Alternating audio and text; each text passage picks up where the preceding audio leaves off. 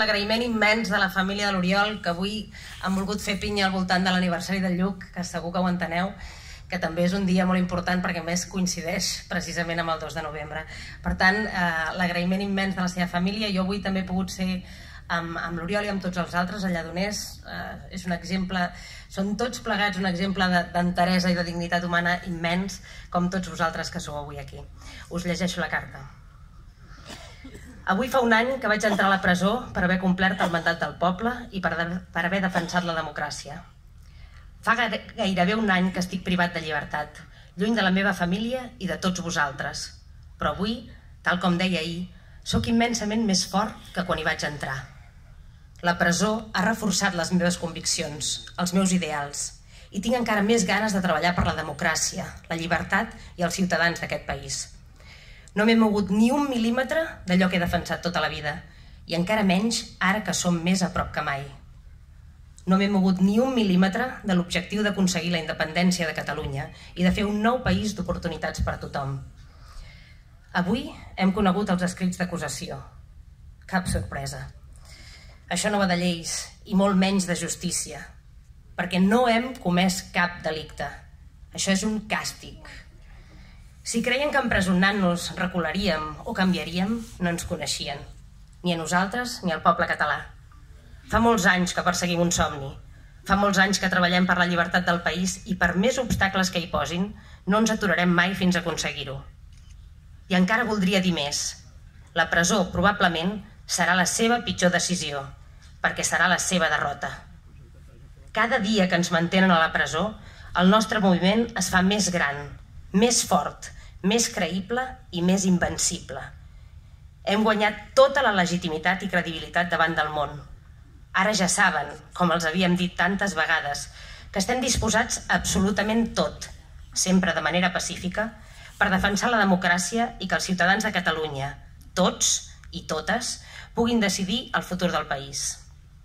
Ens deien que no faríem el referèndum, posaven en dubte la nostra voluntat, i avui hem vist que el vam fer i que n'assumim les conseqüències amb tota la determinació, perquè sabem que defensar la democràcia no és cap delicte i que fer un referèndum no és cap delicte. Per tant, la presó no només és que pugui acabar sent útil, és que segurament és indispensable perquè el món obri els ulls i se n'adoni del tipus d'estat al qual ens enfrontem, i a la vegada és imprescindible també per mostrar la nostra voluntat granítica en defensa de la democràcia i de les llibertats fonamentals. No m'he mogut ni un mil·límetre de l'objectiu d'aconseguir la independència de Catalunya i de fer un nou país d'oportunitats per a tothom. En els estats poc democràtics, la presó no és cap excepcionalitat. No ho ha estat enlloc del món on s'ha lluitat per la defensa dels drets i les llibertats, de la justícia social i de la llibertat nacional. I sabíem que això podia passar, tant o més perquè coneixem el rostre d'aquest estat i com ha reaccionat sempre davant l'exigència de llibertat de justícia. Probablement, la presó esdevé imprescindible per avançar. És el preu de la llibertat. Avui, un any després, som molt forts. Ens sentim forts, ho heu de saber. I serem immensament forts si sabem que persistiu, que hi sou, serenament però amb tota la determinació i la il·lusió intactes. Estem preparats pel judici que arribarà tard o d'hora i sabem que no serà just, més avui, després dels indignes escrits d'acusació. Ho sabem i ho afrontem molt conscients dels costos personals i humans. I sabem també que ens volen imposar penes molt severes de privació de llibertat. Ens volen escarnir i humiliar. Però nosaltres seguirem. No saben que els hem perdut la por, que podran tancar-nos aquí anys i anys, però que això no farà davallar l'anhel de llibertat, sinó que n'esdevindrà un clam. Mai demanarem perdó per voler que els catalans decidim el futur democràticament, amb urnes i paperetes. Mai demanarem perdó per ser independentistes, per ser republicans.